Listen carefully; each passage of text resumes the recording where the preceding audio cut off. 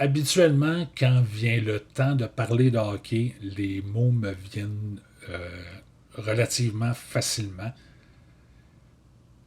Cette capsule-là, c'est un peu plus tough.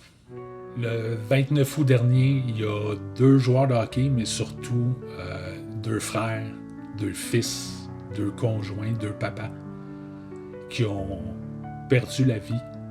Et comme probablement plusieurs d'entre vous à l'écoute présentement, j'arrive pas tout à fait à saisir pourquoi ça m'affecte tant que ça.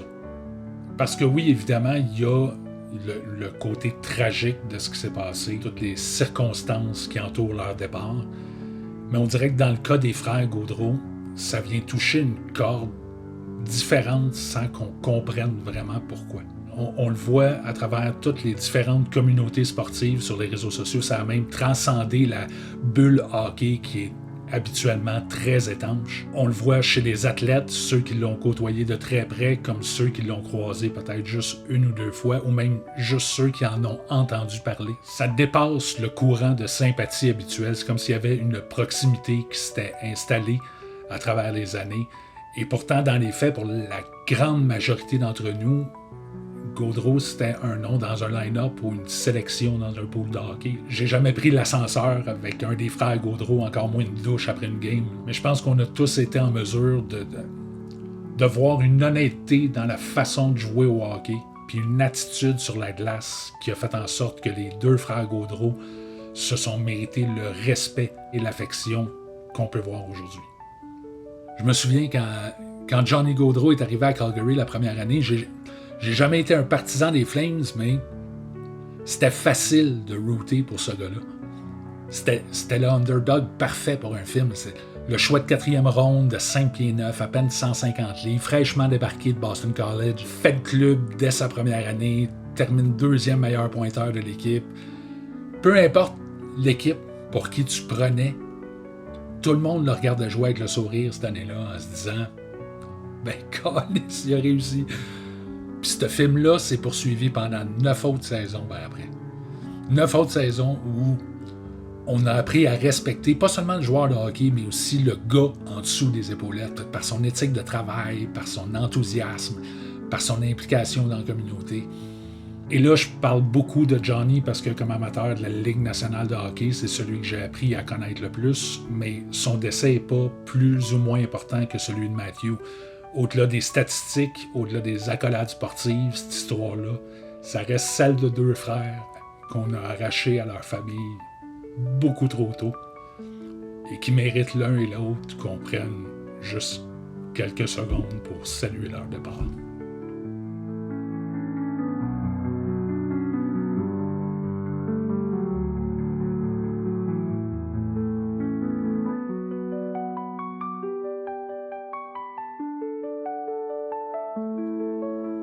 Maintenant, si après tout ça, t'as pas le goût d'entendre parler de hockey, je te comprends tout à fait.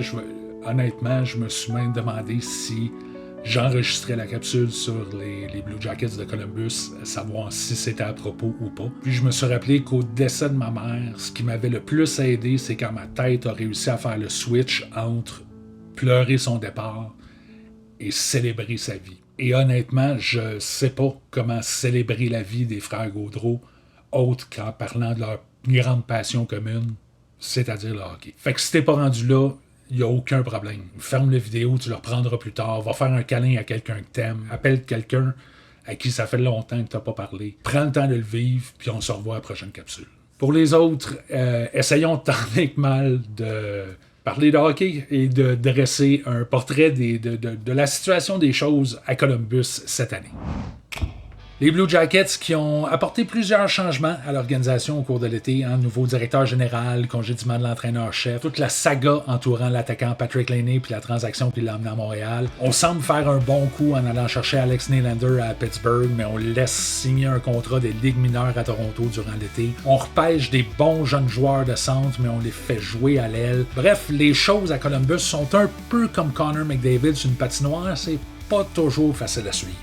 Mais tout ça, ça commence au top et donc on parle de l'arrivée en poste de Don Waddell, l'architecte derrière la construction des Hurricanes de la Caroline, va peut-être réussir à donner une direction plus claire à l'organisation, quoi qu'il y en a qui prétendent que c'est Eric Tulsky le véritable responsable des succès des Hurricanes, mais à voir ce qu'il a fait cet été, j'en suis pas convaincu.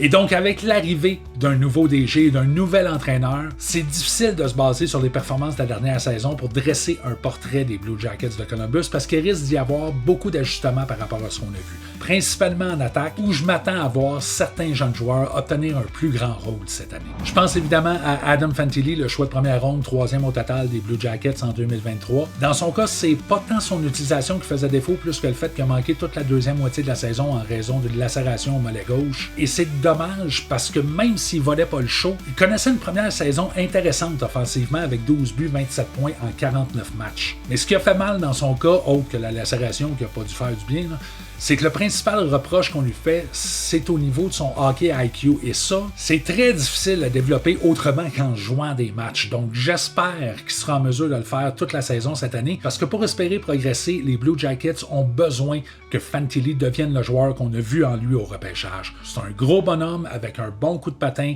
des bonnes mains, un bon tir, qui a connu énormément de succès au Michigan dans la NCAA. C'est ni plus ni moins que le joueur de concession autour de qui on va essayer de bâtir à Columbus, mais pour ça, il faut qu'il soit dans l'alignement et non à l'infirmerie. Fantilli est évidemment pas le seul jeune joueur qui peut aider la cause des Blue Jackets cette année.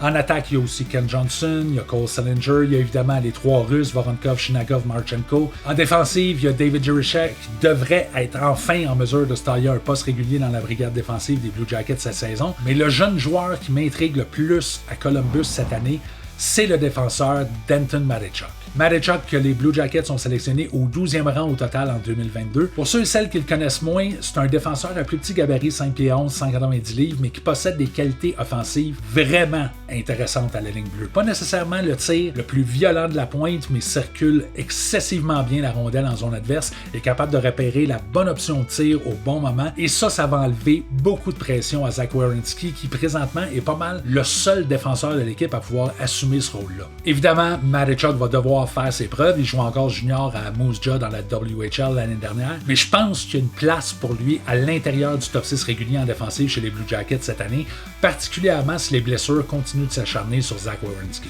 L'autre chose dont il faut parler lorsqu'il est question des Blue Jackets de Columbus, c'est évidemment le départ de Patrick Laney. J'en parlerai pas nécessairement longuement parce que j'en ai déjà parlé pas mal dans la capsule sur le Canadien de Montréal. En fait, je vais davantage me concentrer sur l'acquisition de Jordan Harris pour Columbus.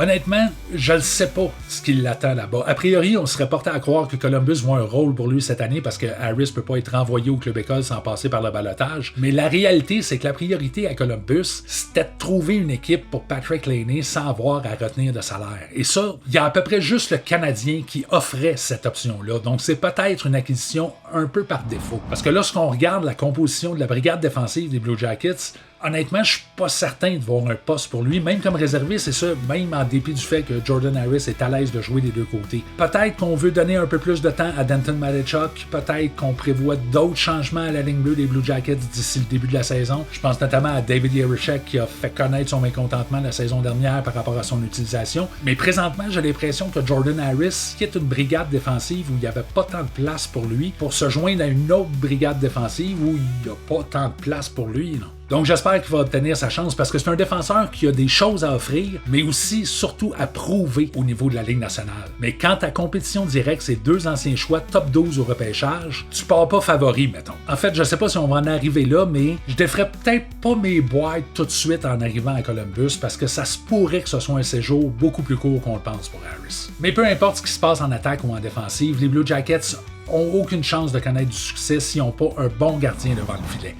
Et malheureusement, je suis pas certain que c'est ce qu'on a en ce moment avec le King ou Not So King, Elvis Merzlikins, dont les statistiques personnelles sont en chute libre. Là, tu vas me dire que ces statistiques se sont améliorées la saison dernière par rapport à l'année d'avant, puis c'est vrai, mais il partait de tellement loin. S'il avait trouvé le moyen de faire pire, je pense qu'on l'aurait juste converti en attaquant en se faisant croire que c'est peut-être ça la solution à notre problème de centre à Columbus. À ces deux dernières saisons, Merzlikins montre une fiche de 20 victoires en 67 départs avec une moyenne de 3,77 et un pourcentage d'efficacité de 889. C'est même pas le rendement d'un bon réserviste ou même d'un réserviste tout court. Et quand on regarde des statistiques avancées, c'est pas mieux. En 2022-2023, Merzlikins se classait au 107e rang parmi tous les gardiens de la Ligue au chapitre des buts sauvés au-delà des attentes.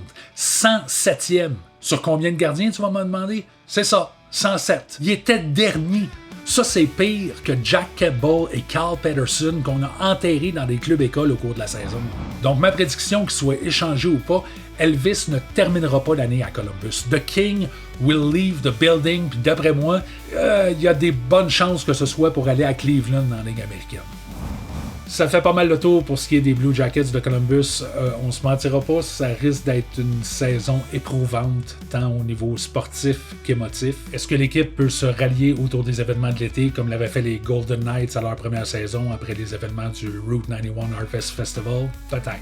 Mais l'équipe est encore jeune et je pense que les attentes se doivent de refléter cette jeunesse-là. Tout le reste, s'il y en a, ça va être du bonus. Là-dessus, je suis curieux de vous entendre, que ce soit sur la saison à venir des Blue Jackets de Columbus, ce que vous prévoyez voir comme progression, ou si vous voulez simplement partager vos plus beaux souvenirs de Johnny et Matthew Gaudreau. Je vous laisse choisir la direction que ça va prendre. Pour ma part, je vous revois dans une prochaine capsule avec un peu plus de sourire et du contenu heureux. Là-dessus, allez prendre quelqu'un dans vos bras, dites que vous l'aimez. Assurez-vous de connaître la personne, sinon c'est juste weird. Là. Bref, soyez bons, soyez honnêtes et surtout, soyez responsables. OK? Ciao.